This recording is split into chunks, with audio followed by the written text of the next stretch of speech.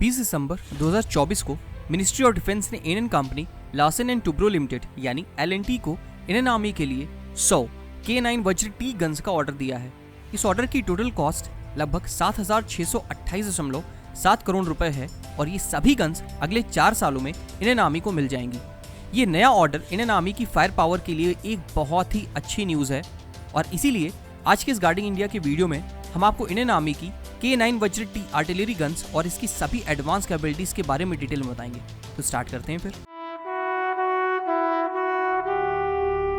मैं आपको बताना चाहूंगा कि K9 वज्र आर्टिलरी गन इंडियन आर्मी के लिए कोई नई गन नहीं होगी, क्योंकि अभी इंडियन आर्मी के पास 100 K9 वज्र गन है जो कि ऑलरेडी लद्दाख के चाइनीज बॉर्डर पर डिप्लॉयड है।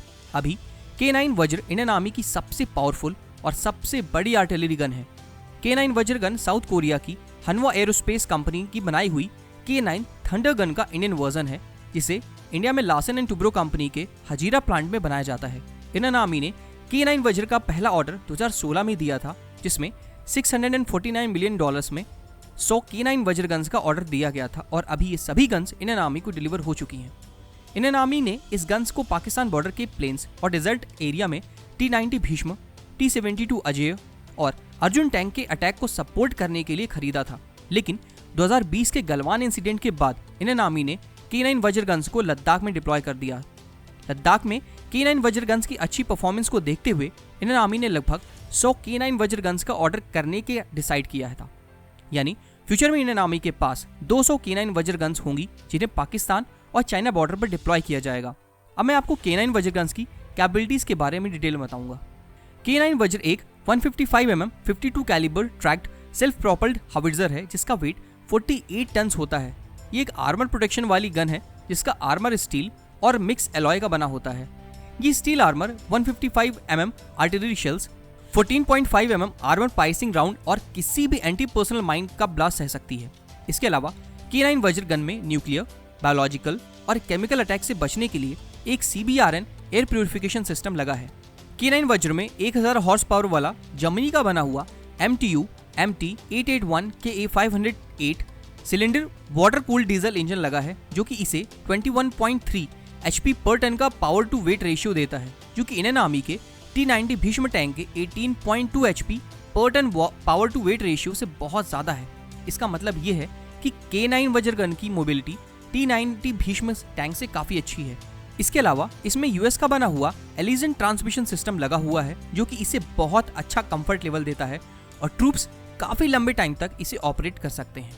अपनी ज्यादा हॉर्स पावर और अच्छे सस्पेंशन सिस्टम के चलते ही K9 वज्र लद्दाख के माउंटेन्स, पंजाब के प्लेन्स और राजस्थान के डेजर्ट में यानी -20 डिग्री से +55 डिग्री टेम्परेचर तक आराम से ऑपरेट कर सकती है। अब बात करते हैं K9 वज्र में मेन पावर की। इसमें Hyundai WIA CN98 155 mm 52 calibre main gun लगी होती है, जो कि इसके टैरेट पर लगी होती है। ये एक बहुत ही पावरफुल गन है, जो कि नॉर्मल रॉकेट असिस्टेड प्रोजेक्टाइल यानी RAP आर्टिलरी शेल्स को 38 किलोमीटर तक फायर कर सकती है। इसके अलावा ये US के बने हुए M982 Excalibur 155 mm extended range guided artillery shells का यूज करते हुए 50 किलोमीटर तक की रेंज में किसी भी टारगेट को डिस्ट्रॉय कर सकती है। आपको ये जानकर गर्व होगा कि अभी M982 Excalibur artillery shell Indian army के पास है। K9 वज्र गन को ऑपरेट करने के लिए 5 जवान चाहिए होते हैं, जिसमें से एक कमांडर, एक ड्राइवर, एक गनर और 2 लोडर होते हैं। K9 वज्र गन एक साथ 48 आर्टिलरी शेल्स लेकर ट्रैवल करती है और ये इंडिया, यूरोप और अमेरिका के बने हुए आर्टिलरी शेल्स फायर कर सकती है।